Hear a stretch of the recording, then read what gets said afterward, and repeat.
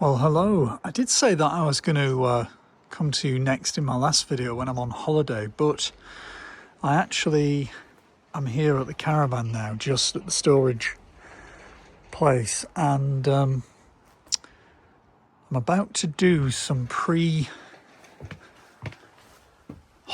jobs on the old Caravan, and one of them, of course, is doing the torque settings on the wheel studs. Now, it's like I had a list before I set off from home, and I was going to do everything that you do. I had everything written down, and then of course I forgot the air pump, I forgot the air tyre gauge.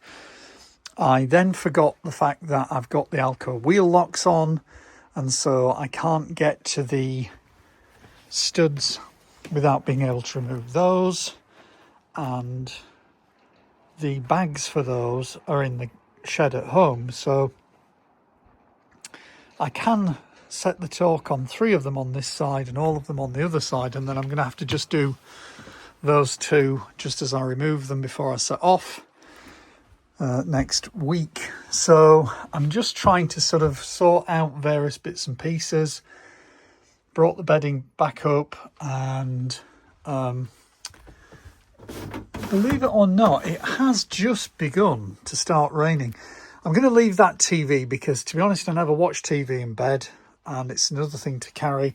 But I've got a TV under the duvet there, which I'm going to be just putting up there in the lounge. This is a Coachman 850 Laser Xcel Caravan. I bought that. I'm going to try that out. But I'm going to take the awning with me, which is an Isabella Magnum 340 Etna. And I might put it up, I might not put it up. It depends what the weather's going to be like. And I think it's going to be sort of okay. I'm going to the East Coast to Sutton-on-Sea. So I'll do a video from there, but I just thought I would do a quick video now, just as I've just brought back things like those cushions, throws, things like that, where I've had them vacuum packed up in the loft. Vacuum bag packed, if you know what I mean. But I've got to go through everything, go through all the checklists, make sure I've got all the stuff I need in the cupboards. I mean, I have left some stuff in the cupboards that could be left in there, but obviously can't really use or leave any food in the Caravan. So I'm going to have to sort all that out, do that pre-holiday shop that you do, and work out what I have and haven't got in here, so that I've got it all ready to go. I've got the Waste Master in there, but I haven't got the Aqua Roll. That's at home and it needs to be cleaned out. Things are okay in there. I have actually left some towels in here. Don't know what they're going to be like. I have left, what's that in there? That's Seal lubricant. So yes, at one point I was going to actually go around, and if it wasn't raining now, and I've gone round and done that today, but yeah, no other things in the cupboards there. So you're going to need to sort all that stuff out. Lots of stuff to do, as always with these pre-trip walk-arounds and checks, but everything looks to be okay. I mean, it's a brand new Caravan last year, so I would hope there's no damp, but I can't see any damp anywhere, any shading or anything like that to look at. I haven't got a damp meter, but it's a Coachman, so hopefully everything is okay. I mean, we have had quite a few dry weeks anyway this spring. So anyway, I'll get on now. I've got a couple of jobs to do outside. I've got the torque to do on the wheels, as many of the studs that I can get to, and then I've got the tyre pressures, and I'm just going to find out what both of those are.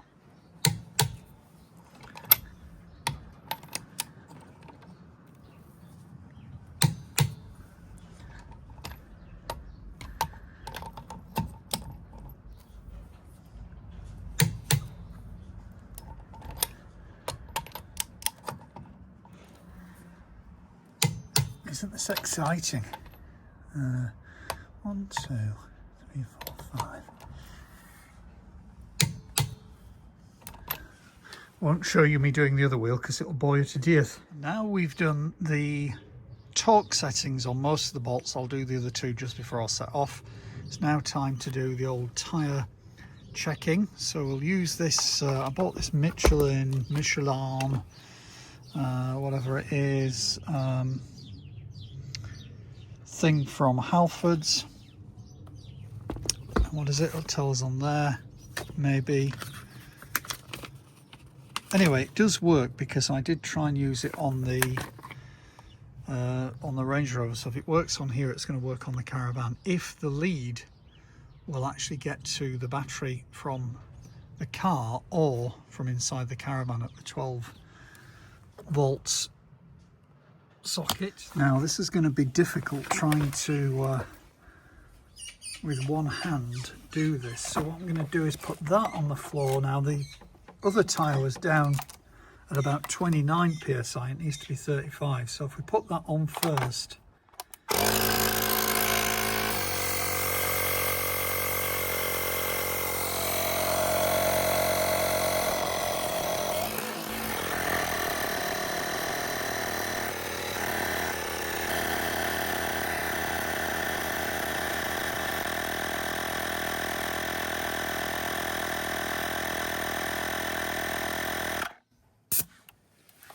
Wow, so that did take quite a lot of air, so quite a lot of air back in the tyres. They do look a little bit more kind of plump now off the ground, if that makes sense, and they were. So I managed to get the tyre pressures done both sides. The lead that goes off the little kind of generator type thing that plugs normally into a car fit just on that side of the Caravan. I had to kind of route it right across the Caravan and then out of that window, and it just reached both tyres on that side, and obviously the other side was easy because on this Coachman Caravan there's just one, or at least all I can find is just one little 12 volt output there. Anyway, tyre pressures are done, wheel torque studs are done, apart from the 2 on each of the Alco wheel locks, which I'll do on the day just before we set off. And what else is there to do? I've put the bedding on. We'll probably have another day just getting it ready just before I set off.